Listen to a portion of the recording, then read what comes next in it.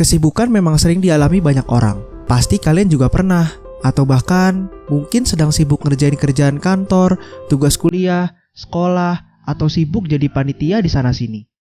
Tapi, kalian tahu nggak sih, kalau sibuk itu belum tentu produktif.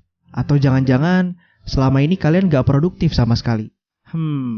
Kira-kira apa sih produktif itu? Dan gimana cara tetap produktif di masa pandemi seperti sekarang? Selamat datang di Lebih Baik. Di video kali ini, kita akan membahas segala sesuatu seputar produktivitas. Produktivitas adalah ukuran perbandingan kualitas dan kuantitas dari seseorang untuk mencapai hasil secara efektif dan efisien dengan sumber daya yang digunakan dalam kurun waktu tertentu. Atau lebih simpelnya, produktivitas bisa juga dibilang sebagai cara untuk mengukur efisiensi. Jadi, produktif itu mengacu pada kualitas dan kuantitas. Misalnya, kalau kamu jadi seorang pelukis dan kamu bisa menghasilkan banyak karya, let's say 7 atau 8 karya yang bernilai tinggi dalam waktu 1 minggu, kamu sudah termasuk produktif. Bayangin aja, jika kamu terus jaga produktivitasmu, kamu bisa buat lebih dari 30 karya dalam sebulan. Terus kalau begitu, apa sih bedanya sibuk dengan produktif? Sibuk sebenarnya adalah bekerja keras untuk menyelesaikan suatu beban pekerjaan sampai tidak memiliki waktu luang. Contohnya, kamu disuruh atasanmu untuk membuat laporan perusahaan sebanyak 100 lembar. Pastinya kamu bakal harus stay berjam-jam di kantor atau bahkan mungkin sampai lembur. Cuma buat ngerjain tugas itu aja. Kamu mengorbankan banyak sekali waktu, termasuk waktu istirahatmu, hanya untuk memproduksi satu laporan. Perbedaan mendasar sibuk dan produktif terletak di sisi kualitas dan kuantitas. Seseorang yang produktif memproduksi sesuatu lebih banyak dengan kualitas yang baik ketimbang orang yang sibuk. Sekarang gimana sih cara menjadi produktif?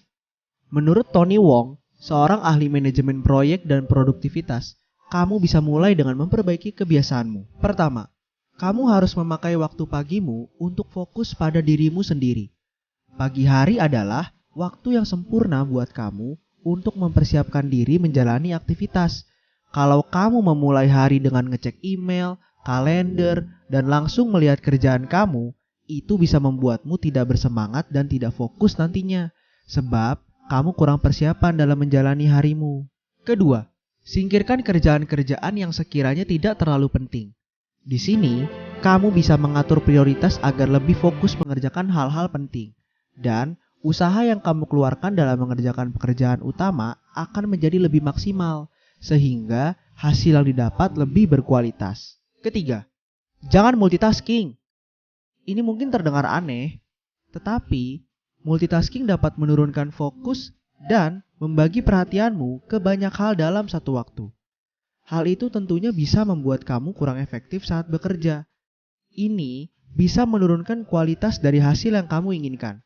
Gak hanya itu, kalau multitaskingmu malah jadi bikin kerjaanmu makin numpuk, itu pun bisa mengurangi kuantitas kerjaanmu. Keempat, jauhkan benda-benda yang bisa mengganggu konsentrasimu.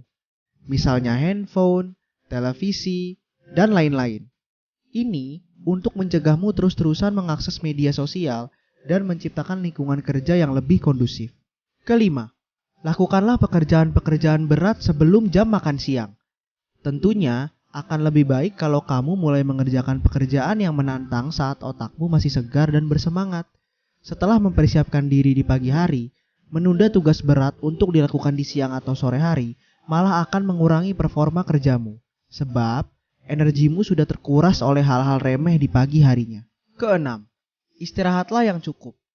Setelah bekerja seharian, tubuhmu butuh istirahat. Overworking dapat menghilangkan semangat kerja dan fokusmu, sehingga menurunkan efektivitas yang bisa berujung pada turunnya produktivitas kamu. Jadi, tunggu apa lagi? Mau tetap produktif dan terus membangun potensi diri kamu? Jangan lupa untuk like, share, dan subscribe Lebih Baik. Dosis harian seputar tips dan pengembangan diri untuk kamu yang lebih baik.